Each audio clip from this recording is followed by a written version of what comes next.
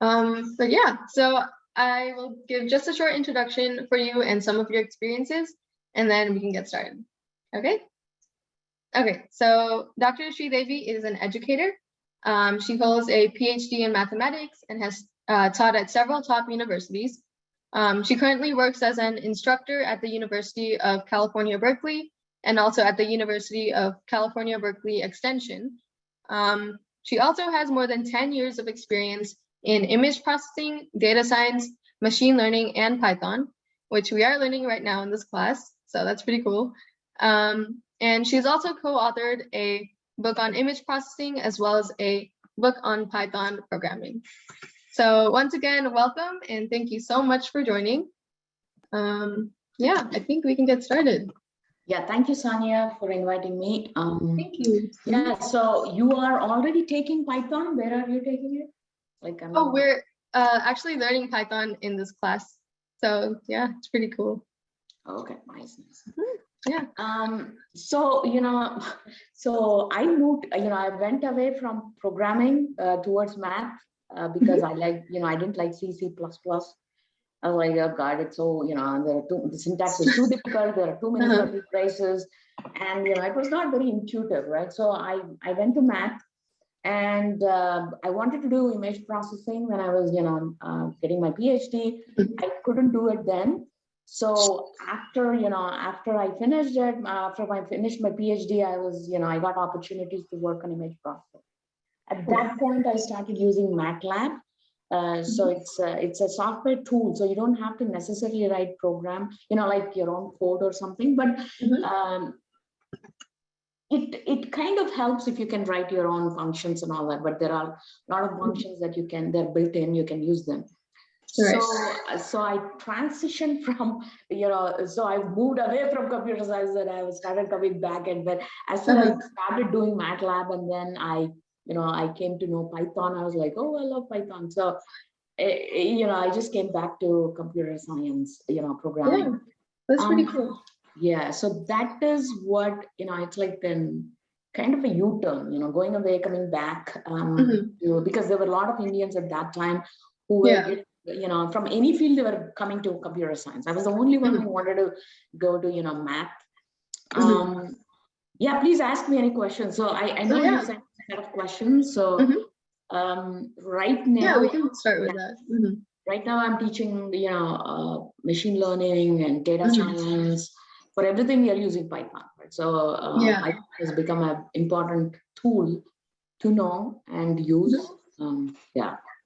Yeah, I guess for the students, that kind of shows you guys like how important Python is in the future. So yeah, that's pretty cool. I guess I could ask you the first question. So were you always interested in computer science, and when and why did you decide to pursue a career in technology? I think I always liked science, math, physics and chemistry, and I was also good in social science, I think, in high school. So for me, it's very easy to think that, to be in this, this field, like, oh yeah, this is science, so I loved that physics, chemistry, and mathematics. Yeah. Hanging out with, those topics and, being in that field. Yeah. So, yeah. So I never felt that, it was foreign to me. Because if you sorry, yeah, go ahead. Oh, no. I was just agreeing with that. So I think that, if you think about the basics of computer science and the reason, we started programming and all that, it was to solve math problems, right? So there was a huge matrix. How do you solve it? So if you have one linear equation, it's easy to solve. But if you have a system, then how do you solve it, right? So I think that kind of, that there is no big difference between, there is no the boundary between mathematics and computer sciences. Yeah, totally. Yeah, unless you are pure math, then it's completely different. But and initially a lot of computer scientists were mathematicians, or they had they did bachelor's or master's. Yeah. So it was kind of I never think that I'm an outsider, when I'm in these any of these fields. Yeah. So like your love for math kind of like led you to computer science. Yeah. That's pretty cool. Wow. Yeah. Cool. So I guess the next question is a really interesting one, and I'm sure at least a few of us have faced this at some point, but given that computer science and the technology field as a whole is kind of a male-dominated field, what has your experience been with this like issue? Yeah, so when I teach, sometimes I have 1/3 of my classes, I have female students, Oh, okay. or fewer than that, right? If I have 30 students in a class, I have 10 or fewer than that Mhm. are, female students. So the way I got over it is that I think that I'm a human being. Mhm. I don't associate, kind of a gender. But Right. being a girl and a woman is a very difficult. So if somebody tells, there were people who would tell that, hey, life of a Mhm. female or a girl is easy, and I'm like, what's wrong with you? Yeah, I Because know, right? so especially we have so many it's not that hormones are important or Mhm. whatever, but they do dictate, Yeah. like how our body is changing. And Mhm. also they have the hormones have a lot of say in the mental state also, how the Mhm. mind functions and all that. So being a woman or a girl is not easy. Yeah, definitely. I think that we have to accept that, right? I mean, Mhm. men are not going to have period, for example, because all are women. Mhm. I'm saying this, but Mhm. that is a fact of life, right? Yeah. And if at some point, if you guys want to have a kid or something, only Mhm. you can have it, right? I mean, Exactly. Yeah. our bodies can have kids. So Mhm. there are physical, things that are kind of, they're very important to understand. Mhm. But I feel that technologically, if you are sitting and writing a code and all that, Yeah. or kind of running an experiment or something like that, I think the gender thing is kind of it disappears. Yeah. Um, Yeah. but unfortunately, there is, right. I mean, there is a huge difference. Yeah, Um, definitely. Mhm. um, and I see it in my students. And when I was I think when I was doing my master's as well as a PhD, I think there Mhm. are, only half or less than that, right, are female students. Ouch. Yeah. So just recognize that. And, Mhm. if you are, going to be, that means that you are going to represent, right? You're Yeah. kind of, changing the statistics, for example. Mhm. So the way I would cope is, there are going to be some people who might not like if I'm here, right? I mean, Yeah. that's not my problem. So our problem is not, to make them happy. Our problem is to make ourselves happy, and we should be, Yeah. if this is a field which makes sense to you, I Uh-huh. would say that, don't worry if someone else is feeling uncomfortable because of your presence, Yeah. Wow. right? That is great advice. Yeah, we Yeah. are not going to hurt them. Mhm. So, we are not sabotaging them, taking their care, like, whatever. So I Mhm. feel like if someone is feeling uncomfortable, that's not our problem, right? I mean, Exactly. Yeah. so I think that there are a lot of strengths for being, whoever we are. Mhm. And I feel like the more, so for example, if somebody says that, oh, women should not be in tech, I think we should have a positive discussion with them, rather Yeah. than saying that, hey, you are a moron for thinking that. Then they will, it will be, if somebody is already, uh, if Like. somebody is already like, not Mhm. cooperative, and we are saying this, I think, the way we change the dialogue is how we are going to respond. Right. Yeah. Definitely. Mhm. Um, we can say that, hey, you're saying that, I hear you, but I don't like this tone, Mhm. right? We can always say that, hey, I think I respect you as a human being, but if you think that it's your thing, it's not my thing. Yeah. Mhm. I'm here to do my job. And if somebody's saying it's easy for, I don't think it's easy for a woman, because, we Mhm. have to deal with more biological things than a man. So we have to just, tell them, hey, this is my space, you Just being like telling them very politely, Yeah.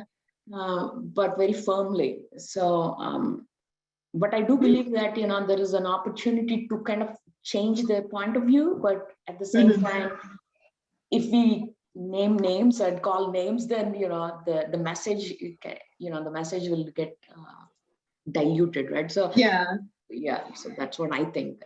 Yeah. Yeah. That's really inspirational. I think we can like all take that advice and apply it to our own lives, since we would probably be in this kind of situation in the future. But yeah. Um, so as a female interested in technology, what were some of the challenges you faced at school or at work, and how did you overcome those challenges? So what I thought was that, there is either people didn't think about it, when they're hiring a female person, a woman to do something, like maybe they overlooked, or maybe that was not important. But I think that, now we are in a better situation where, people are more aware of things. You can also tell the HR or the IT that, hey, I want this, I don't want that, Yeah. so you can make those, requests. And I think they're getting more honored now than previously.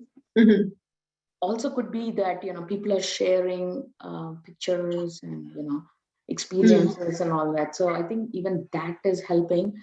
So, for me, the way I work is I'm not like very shy. So if I want something, I think that we have to ask because we know what we want. Right. So I am like, I can ask. So Yes, that is. So if somebody says, hey, you want a laptop or a desktop, and I'm like, I'm going to choose exactly what I want. I won't be like, hey, anything is fine. So I think I'm very affirming. Like, this is what I want. So I think that having clarity on what I want has helped me make requests and get them. And like for example, I like to have a touchpad, not a mouse, because it looks like everything I have is very sensitive. Like I get this pain, that pain. So I would remind them, like I want a touchpad. Get my request and all that. So I think I'm a very different kind of a person in that sense. No, I think that's a really great characteristic to have, like knowing what you want and what you don't want, like especially in the workplace. That's really important to have. Yeah, that's good. I guess moving on to the last question. What is your advice to students in Girls in CS, and so in this class, and how can they keep themselves motivated and build a strong foundation of the technology field? So I think that, a couple of things that would help get a job or do good in programming is that while we are working on our own program and our task to finish, but every time we are going to talk to other people, right? We are not going to work in solo. Unless it is it's like a, scientist role where you are responsible for your own thing. So I would say that not only getting good in software, but also trying to have the documentation, right? Add as many comments as possible, because whatever we are doing is all electrons, right? We are we are just typing. It's not like necessarily something is getting printed or whatever. So I would say that having a lot of comments, trying to be so clear that tomorrow when you come back and look at it, you know what you have written. Or someone else is looking at your code and they can be like, hey, yeah, it makes sense, this is what they're doing, so those things are important. And I think communication skills and trying to be respectful to everybody in the group, right? Like, so let's say that today you have 3 people, but tomorrow you might have 30 people that you have to work with. So I think that communication skills are very important. Yeah, definitely. Writing, written skills, and spoken skills. Yeah, that is great advice. I guess I'll take it as well to keep building up, my own foundation of computer science and the technology field. But yeah, so that was our last question. I do now want to, I guess, open it up to the students to ask any questions that they may have about the field in general, or like about your journey or experiences. Yeah, but I guess I'll give them all a few moments to like gather your thoughts. But yeah, when you guys are ready, just feel free to either unmute and ask your question or type it in the chat. So like, yeah, whatever you're comfortable with. So one thing I want to add is that, also try to read other people's code. If you get time, Yeah. let's see who would have written it differently, how different it is, because ultimately sometimes they might ask you to kind of improve the time, like in the sense that you want to run the code faster, with the less storage and all that. That is one skill I think, it will be very helpful to review someone else's code, understand and see how it, how they did it. The other thing is, if you can, kind of sign up for some, listen to podcasts. Just to imagine, you don't have to be in front of the computer, just to see how things are getting done. And also if possible, watch videos, what's new and all that. Yeah, that's it. Cool. Oh, we got a question. Yeah, unfortunately, I never had a mentor in the. So I think that was one of the. It would be nice if there was somebody who was like a guiding light, but I didn't. Okay. Yeah, but it would be good. I would say that someone who is at least not too senior, but maybe like maybe 2-3 years older than you.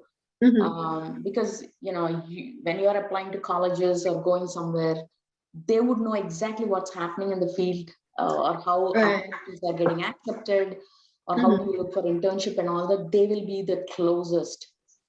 Yeah. In terms of time, it just happened to them. So yeah, it's a good thing. Yeah, if you can find someone,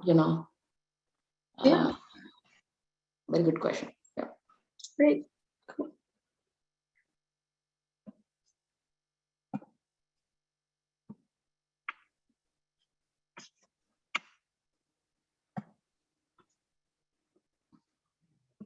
Okay, one more.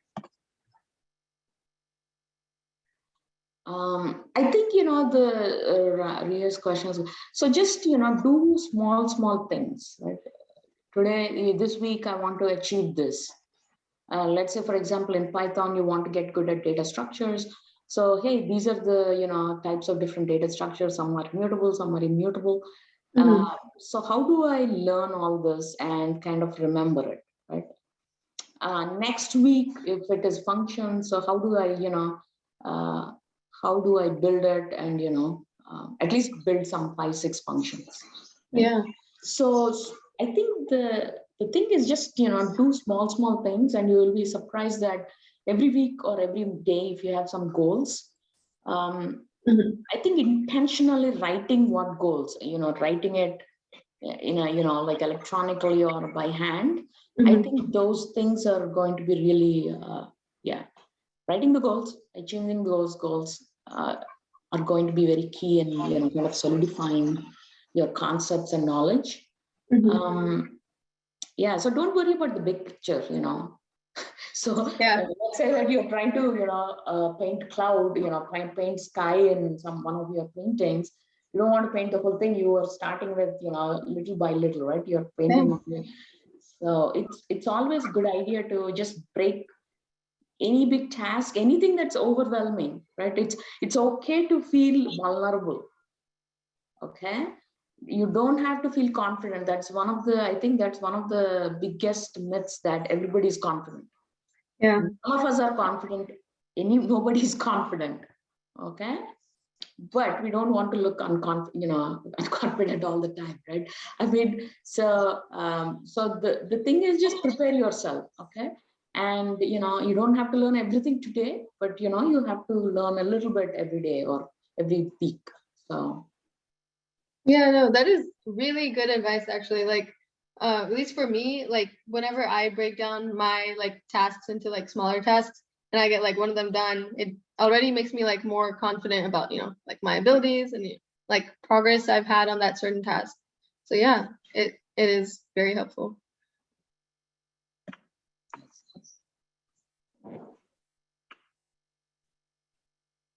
So computer science and art together as a career. Oh yeah. So I don't know. Have you heard of NFTs now? They're getting sold for a lot of money. Yeah. So I think so computer science is, when you're writing a program, it's very unique actually. It's your program.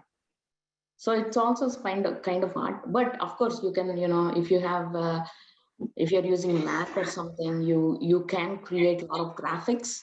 I don't know, art means, is it the graphics or, it is painting or is it music? But I would say that, yes, you can combine any of those things.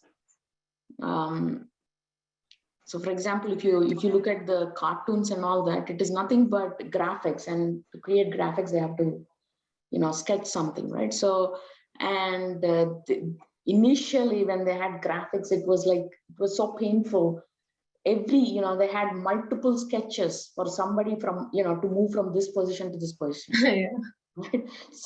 So yeah, I think you can also paint and do sketches and all that using laptops and computers. So yeah, I'm sure there is, a lot of scope there. Mm-hmm. Yeah.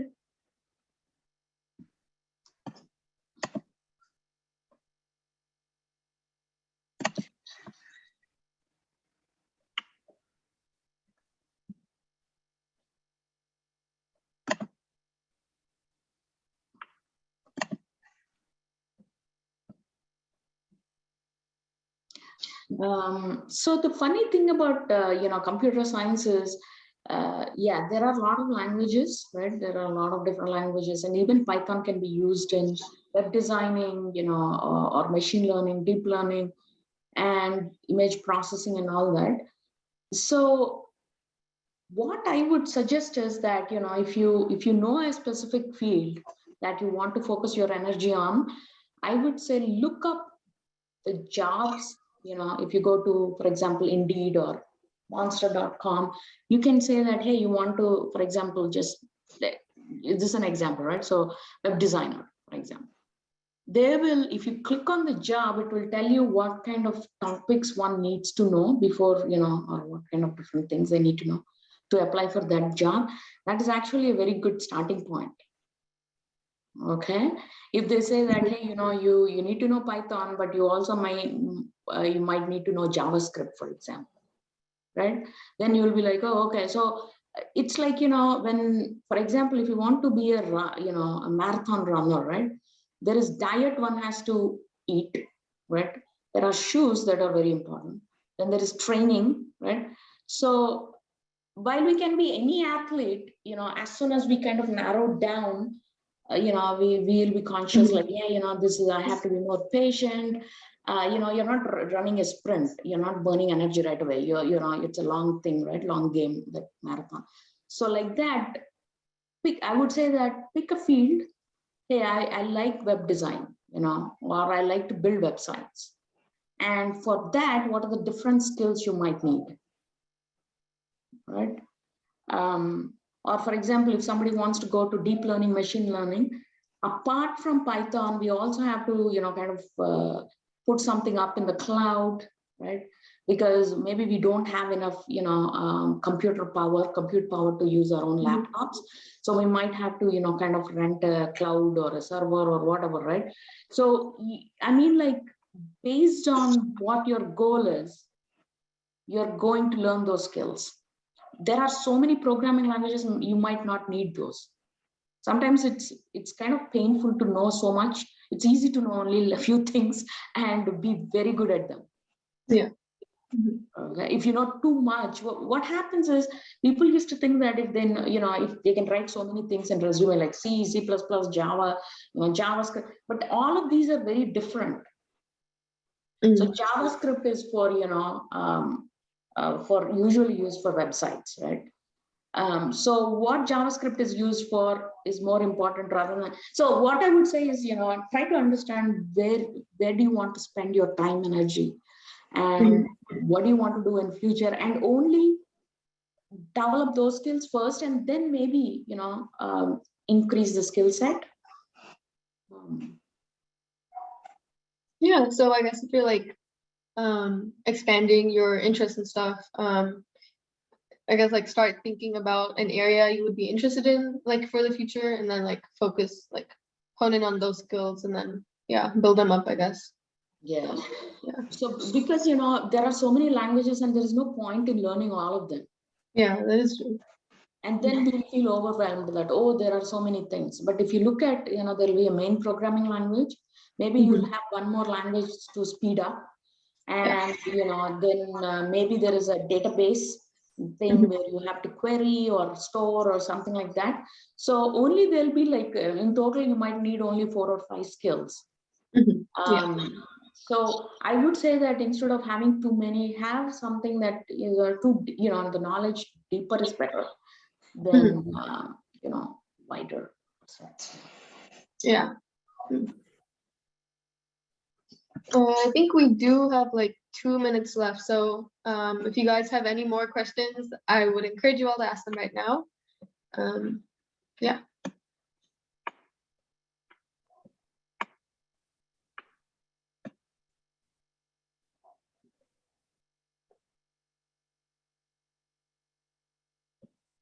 Okay, so I guess I have a question. What is like a typical day in your like career, I guess? So like, so what would it look like? What are some things you work on, some past projects maybe, or like? Yeah, so, for my classes, I have to prepare notes. So I don't usually follow a lecture. Okay. So I prepare all the notebooks, like Jupyter notebooks, and, I try to find the data that I would be needing and all that. So a lot of time is spent on preparing the material, like notes. Right. And then once I have the notes, every semester, maybe I have to tweak a little bit. Maybe some students would have asked something and I'm like, yeah, that's a good thing I have to include, or maybe there is some change in the field itself. So mostly my time is, I'm spending on exploring what is good for my classes, or I'm either, grading homeworks or assignments and, or assigning more assignments.